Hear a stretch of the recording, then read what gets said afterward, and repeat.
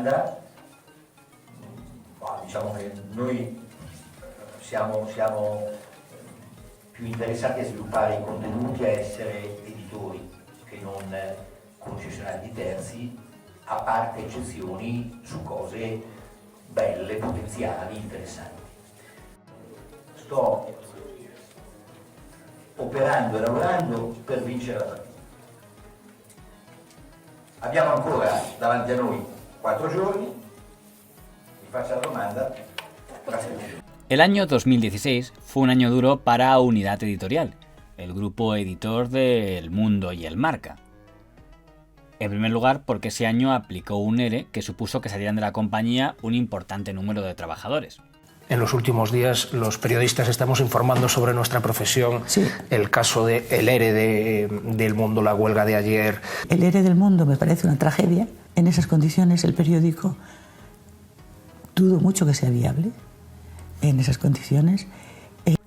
En segundo lugar, porque se produjo un cambio de propiedad y en tercero, otro cambio de director que ya era el tercero que se producía por año consecutivo. El cambio de propiedad tenía que ver con el cambio de la situación en la entidad propietaria de Unidad Editorial, que era el grupo italiano Rizzoli, RCS, que desde el año 2004 era prácticamente el accionista único de la compañía. El grupo RCS era propiedad de un grupo de familias de Italia, de Milán, encabezadas en su día por el señor Agnelli, la familia propietaria de Fiat, y el señor Romiti, que había sido también presidente de Fiat. Y había otros minoritarios como Mediobanca o Pirelli. A partir del año 2005, las familias que han encabezado este grupo, la familia Agnelli y la familia Romiti, se van retirando poco a poco del proyecto. Ya entonces, un grupo externo, el señor Ricucci, de la construcción, aliado con don Alejandro Agag, el yerno de don José María Aznar, intentó una operación para comprar Rizzoli y por tanto comprar también Unidad Editorial en el año 2005, que no prosperó porque entonces el resto de familias estuvo unida. Pero en el año 2016 ya no había tanta unidad, porque para ese momento uno de los accionistas minoritarios que había entrado, el magnate Urbano Cairo, que ya poseía su propio canal de televisión en Italia, La 7, presentó una OPA para comprar la compañía, considerando que esta no estaba siendo bien gestionada. Los accionistas representantes de las familias que habían hasta ese momento controlado el periódico, encabezados por el accionista don Andrea Bonomi, respaldado por Mediobanca o por Pirelli, presentó una contraoferta, por lo que durante unos días hubo una guerra de OPAs. È chiarissimo, non vedo perché ci siano delle discussioni. Noi abbiamo che OPA Bonomi, OPAS Cairo, perfetto. Accelerated buyback, cioè compro immediatamente sul mercato il 5% di azioni Cairo per andare al 46%. In più, secondo me, ci potrebbe essere anche il fatto che alcuni investitori, professionali, piuttosto che magari amici, siano interessati a prendere, perché no, un altro 5% anche loro. Abbiamo un po' di contatti, però siccome non c'è nulla di concreto definito, non ci hanno neanche pensato di lanciare dei periodici in Spagna. Un tipo di sviluppo di capo, che è quello, quando loro dicono il piano di Cairo è molto simile al nostro, nulla di più falso. Il mio piano è totalmente diverso da loro. En España, periódicos como El Economista, presidido por don Alfonso de Salas, que era accionista minoritario de Unidad Editorial y conocía a las familias italianas, se posicionó del bando del señor Andreas Bonomi. Pero no así Unidad Editorial. Don Antonio Fernández Galiano mantuvo estrictamente una neutralidad, pues deseaba ser ratificado en el cargo, ganara quien ganara, como de hecho ocurrió. Es en ese momento cuando se produce el despido de don David Jiménez como director, siendo la tercera vez que se despide a un director en solo un año. Pedro J. en 2014, don Casimiro García Vadillo en 2015 y don David Jiménez en 2016. Con la diferencia que en el caso de don David Jiménez no se oculta que es porque es considerado un director fallido. Don David Jiménez fue una apuesta del Consejo de Administración por buscar la renovación, alguien que no tuviera que ver con la etapa pedrojotiana, y se hace la apuesta arriesgada de poner como director a alguien que no ha sido antes ni director del suplemento alguno, ni jefe de sección, por tanto que no ha coordinado equipos en un periódico en su vida, dado que la experiencia del señor Jiménez era básicamente como corresponsal. Que de alguna forma, claro, tenían en la retina la imagen de un director que era muy difícil que se pudiera mantener en el tiempo, por muchísimas razones. En aquel momento el accionista quería una renovación total, ¿no? Tan total, que buscaban un director muy moderno, un director muy tecnológico, muy internacional, y de ahí vino la designación de David Jiménez.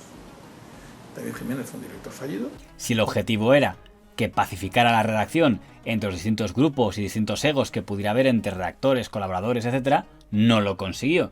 Y si el objetivo era que hubiera mejor coordinación entre el director y el Consejo de Administración, poniendo fin a la etapa en la que un director acaparaba todo, que había sido la etapa pedrojotiana, tampoco lo consiguió.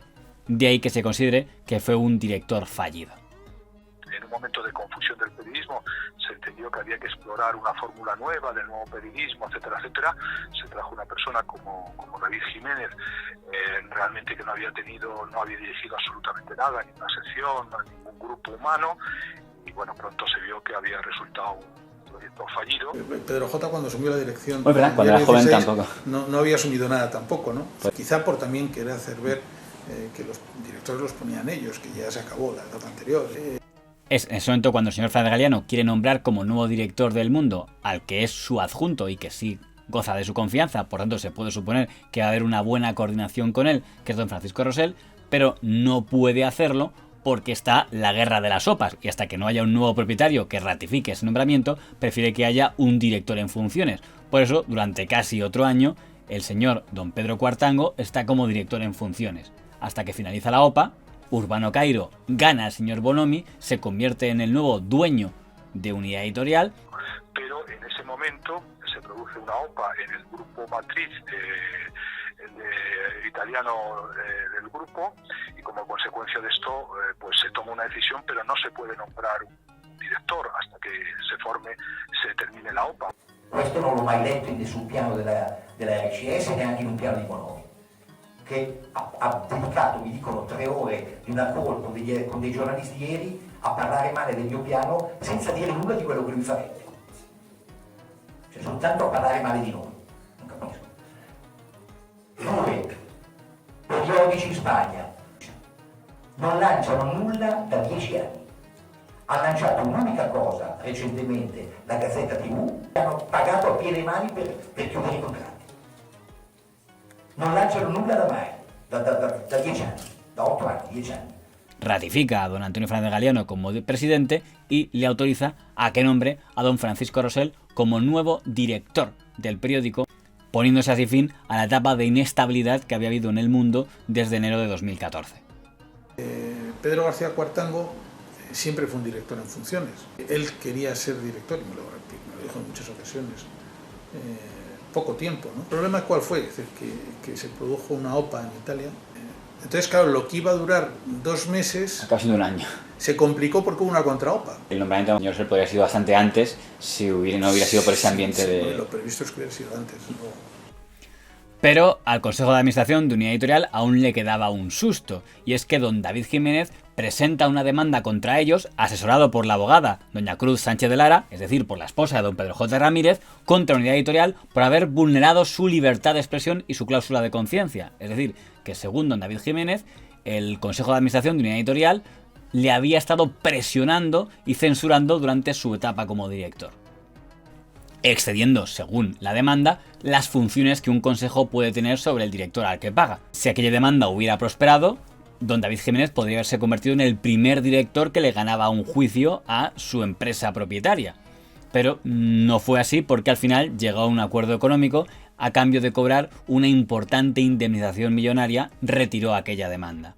Eso sí, sí tuvo una pequeña venganza, que es publicar el libro El Director, donde ponía a parir no solo a don Antonio Fernández Galiano, que es presentado como el gran villano de ese libro, sino también a un importante número de periodistas y colaboradores y directivos del periódico El Mundo y de Unidad Editorial. y de paso presentar a toda la profesión periodística como una profesión de corruptos y vendidos. Después del derrumbe de una fábrica textil en Bangladesh, en la que murieron más de 1 millar de personas, supe que el Corte Inglés era una de las empresas que producía ropa en el Rana Plaza, el edificio del siniestro. Pedro J. Ramírez había ordenado que todas las referencias a El Corte Inglés, uno de los mayores anunciantes de la prensa del país que había mantenido su inversión incluso en los peores años de crisis, fueran eliminadas del artículo.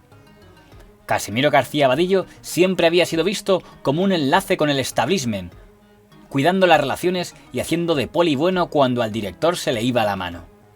Tampoco tenía problemas el señor Jiménez en presumir de haber despedido como columnista a don Antonio Gala porque ya no le leía a nadie.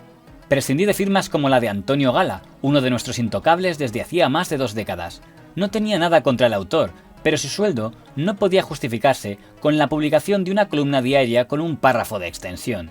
Hacía tiempo que sospechábamos que ya nadie la leía, y la confirmación llegó cuando cometimos el error de publicar su mismo artículo 2 días consecutivos. Tampoco tiene problemas en poner en evidencia a una compañera periodística corresponsal como él, como era doña Rosalía Sánchez, la corresponsal en Alemania. Revelamos que Irma Shayk, la exnovia del futbolista Cristiano Ronaldo, había tenido una aventura con el presidente de la FIFA, Jorge Blatter, 50 años mayor. Una gran exclusiva, salvo por el detalle de que era falsa.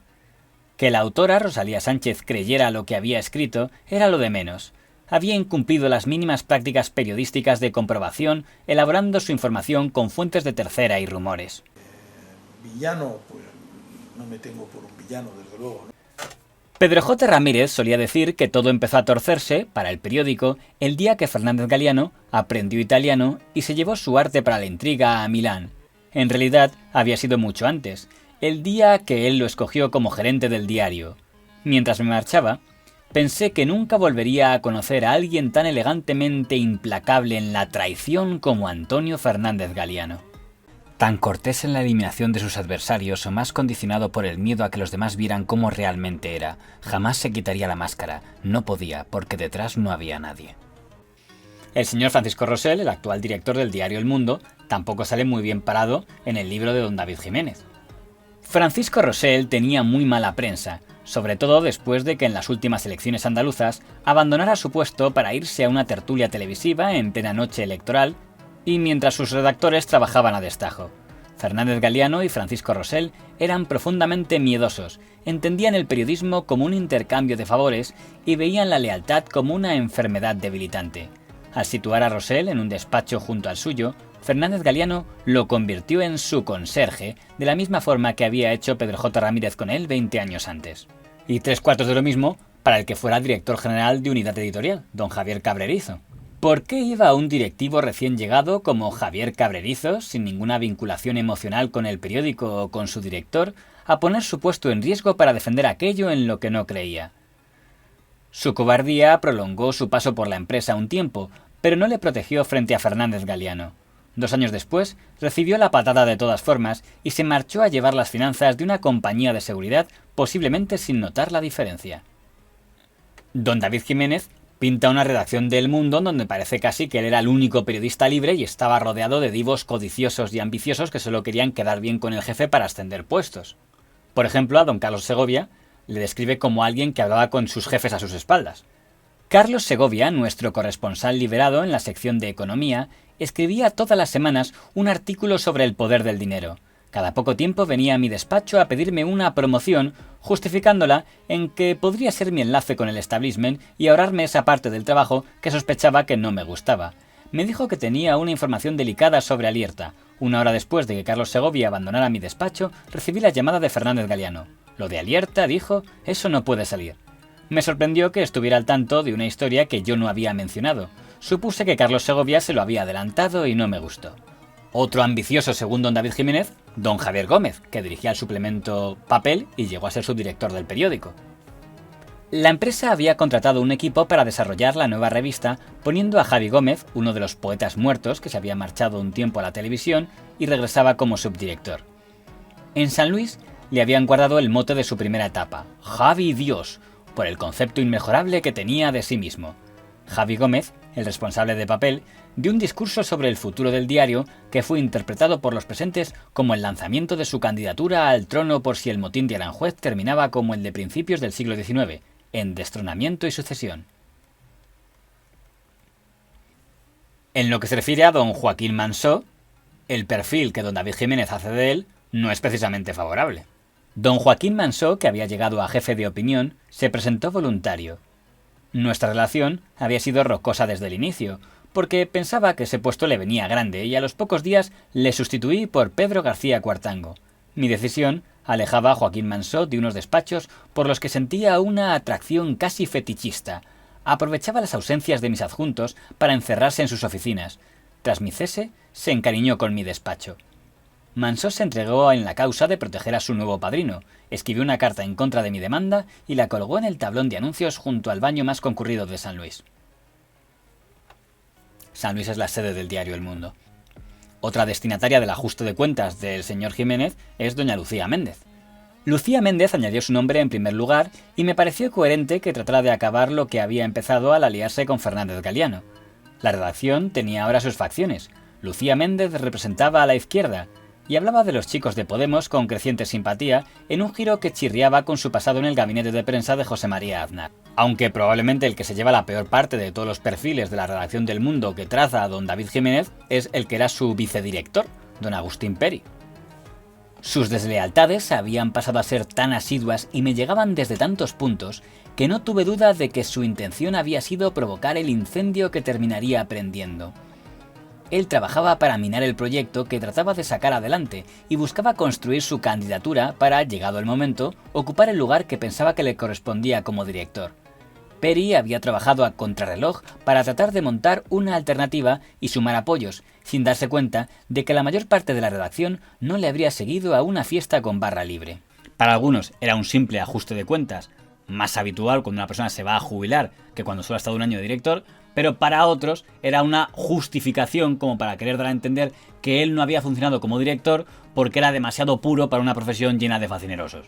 Y yo no, me parece excesivo lo que ha escrito David Jiménez, y además dice unas cosas que yo cuando la leía y conociendo lo que es una vida de un periódico, es que me invitan a ir a un concierto y no voy. Yo no voy a ese concierto, pero no por eso pienso que soy ningún virtuoso. A mí me invitaban los de Iberdrola a ir al fútbol a Sudáfrica y no fui, pero no fui, entre otras cosas porque yo tenía una boda del hijo de un amigo, y entonces no fui. Pero no por eso voy a decir, ay, es que no, yo no, y no por no ir cuando la inmensa mayoría, 99% de las ocasiones que me invitaron no iba, era el rey de la independencia. Vamos, a mí me parece que es un infantilismo. Te referías antes al libro de David, esto de que le llamaban para que apareciera, o sea, una empresa tiene sus jefes de comunicación y la labor de los jefes de comunicación es presionar. Esto ha sido así desde el primer día, si no, no existirían esos jefes de comunicación. Y lo mismo para los jefes de comunicación del gobierno. Dice que la secretaria de Estado de Comunicación se queja. Pues por supuesto, es la portavoz del gobierno. Si salgas mal a su jefe, desde luego que te tiene que criticar. Y tu trabajo como director de un periódico es aguantar eso. Y ya está. No escribir un libro. Oye, David Jiménez, es director del Mundo, no ha dejado muy bien a tu gremio en su libro El Director. Bueno, a mí me parece lo que ha hecho David Jiménez es impresentable, ¿no? Es decir, esa pequeña... A mí, ya te digo, no era una persona que conocí muy poco superficialmente. Yo que le vi saludarle siquiera, es decir, pues tampoco tenemos mucha... En el año que fue director, y hacer un libro después de lo que cobró, porque me dijeron que cobró 1,5 millones de euros. Tiene la suerte que le hacen director de periódico sin experiencia, porque nunca había tenido experiencia en la estructura de redacción, y hace un libro para vengarse de todos sus compañeros, contando las historias amorosas de redactores y de gente. Me parece, a mí me ha caído por los suelos. Y que a partir de ahí se dan cuenta de que no van a tener un aliado en el director del Mundo y comienzan las conspiraciones, las intrigas y los intentos de desbancar a ese director. Tienes razón. Sí, todos somos malos. Y tú, el intrépido héroe incomprendido. ¿No? Y ellos sí que yo creo que pensaron que yo iba a comprometer mis principios periodísticos a cambio de esos privilegios. Y ahí se equivocan.